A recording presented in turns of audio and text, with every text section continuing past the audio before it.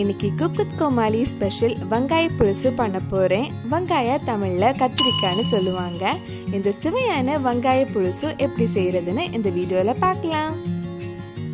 First ஒரு கடாயில கொஞ்சம் எண்ணெய் ஊத்தி 1/4 டீஸ்பூன் வெந்தயம், 1/2 டீஸ்பூன் ஜீரகம், 7 பல் பூண்டு எடுத்துர்க்கேன்.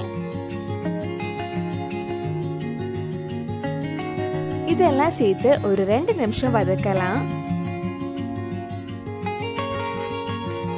இப்போ இதல சின்னதா கட் பண்ண ஒரு பெரிய வெங்காயம் சேர்த்து வதக்க போறேன். வெங்காயம் நல்ல பொன்னிறம் ஆகுற வரைக்கும் வதக்கலாம். நம்ம சேனல்ல இதுக்கு முன்னாடி Cooku with Comaliல இருந்து நிறைய ரெசிபீஸ் பண்ணியிருக்கேன். அந்த வீடியோஸ் எல்லாம் நீங்க இன்னும் பார்க்கலைனா அதோட லிங்க் கீழ டிஸ்கிரிப்ஷன்ல இருக்கு. மறக்காம அந்த ரெசிபீஸும் போய் பாருங்க. வெங்காயம் நல்லா வதங்கினதும் இதுல 1/4 டீஸ்பூன் மஞ்சள் பொடி, 1 டீஸ்பூன் மிளகாய் பொடி, 1 டீஸ்பூன் மல்லிப்பொடி ஆட் பண்றேன். இந்த மல்லிப்பொடி மிளகாய் பொடி பச்சை வாசனை போற வரைக்கும் கொஞ்சம் நேரம் வதக்கலாம். தேவைப்பட்டா கொஞ்சம் எண்ணெய் ஊத்திக்கோங்க. பச்சை வாசனை எல்லாம் போனதுக்கு அப்புறம் இதுல சின்னதா கட் பண்ண ஒரு தக்காளி சேர்த்து வதக்கலாம்.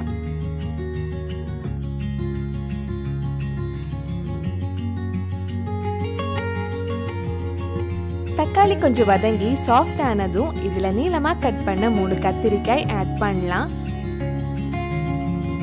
இந்த மசாலா கூட சேர்த்து கத்திரிக்காயும் நல்லா மிக்ஸ் பண்ணி ஒரு 5 நிமிஷம் கிட்ட நல்லா வதக்கிக்கோங்க.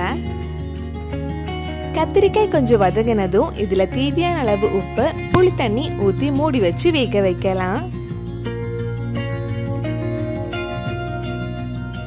கொஞ்சம் புளி தண்ணியில ஊற வச்சிருந்தேன். உங்களுக்கு எவ்வளவு புளிப்பு வேணுமோ அதுக்கு ஏத்த மாதிரி புளி தண்ணி ஊத்திக்கோங்க.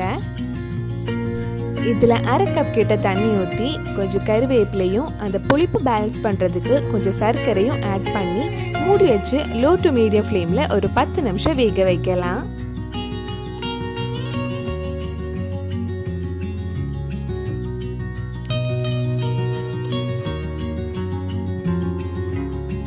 கத்திரிக்காய் கொஞ்சம் வெந்ததும் உங்களுக்கு எவ்வளவு குழம்பு வேணுமோ அதுக்கு ஏத்த மாதிரி தண்ணி ஊத்திக்கோங்க.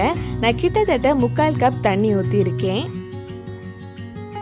ஒரு வாட்டி மிக்ஸ் பண்ணதுக்கு அப்புறம் மறுபடியும் மூடி வச்சு வேக வைக்கலாம்.